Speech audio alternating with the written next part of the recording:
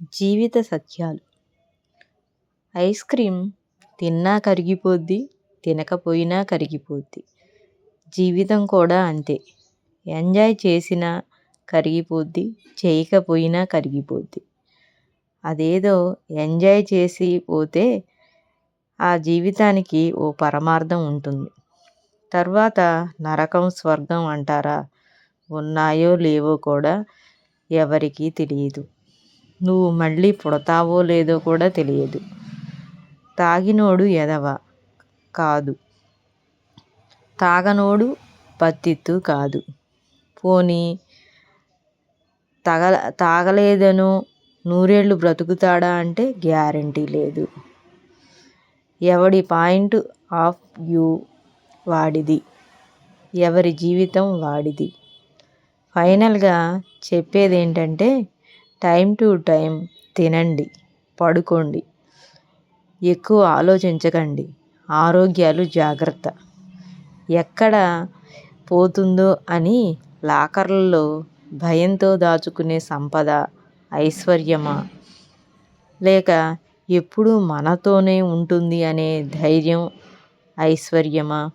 ఐశ్వర్యం అంటే నోట్ల కట్టలు, లాకర్స్లోని తులాల బంగారాలు కాదు.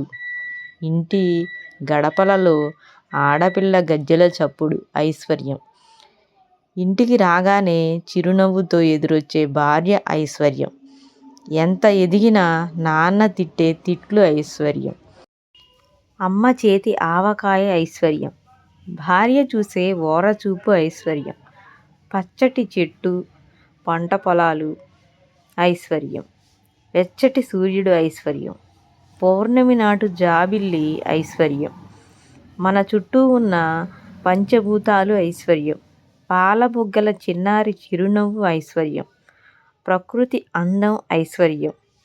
పెదాలు పండించే నవ్వు ఐశ్వర్యం.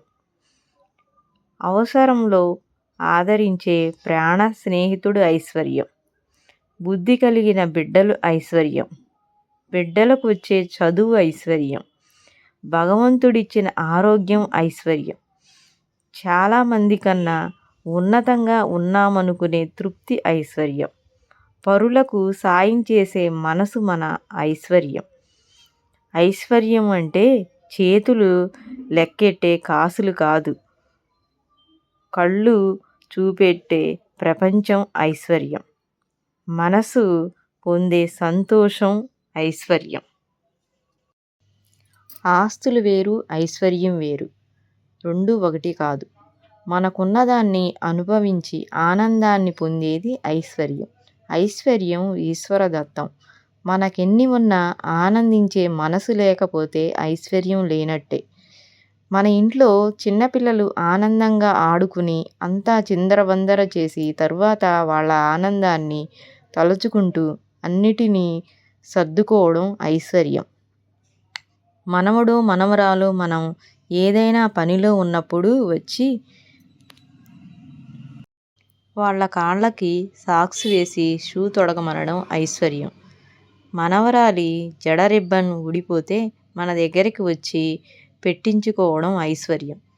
పని మనిషి సినిమా పాటలు పాడుకుంటూ సంతోషంగా మన ఇంట్లో పనిచేయడం ఐశ్వర్యం. మీరు ఆఫీసుకి వెళ్ళినప్పుడు మీ భార్య గుమ్మం దాకా వచ్చి సాగనంపటం ఐశ్వర్యం. మీ పుట్టినరోజున మీ తల్లిదండ్రులు మీ ఇంటికి వచ్చి మిమ్మల్ని ఆశీర్వదించడం ఐశ్వర్యం. మిమ్మల్ని ఆఫీసులో అందరూ నవ్వుతూ పలకరించడం ఐశ్వర్యం. మీ పెరట్లో మొక్కలకి పూచిన పువ్వులతో మీ ఇష్టదైవానికి అలంకరించడం ఐశ్వర్యం. ఆ మొక్కల నుండి పడిన ఎండుటాకులు విసుగు లేకుండా శుభ్రం చేసుకోవడం ఐశ్వర్యం. నిద్రపోయే ముందు మీ పిల్లలు మిమ్మల్ని ఏదైనా కథ చెప్పమని అడగటం ఐశ్వర్యం. అసలైన ఐశ్వర్యానికి కోట్ల కొద్దీ డబ్బు, భవనాలు, వాహనాలు అక్కరలేదు. మనకున్నదానితో ఆనందించగల మనసు ఉంటే చాలు.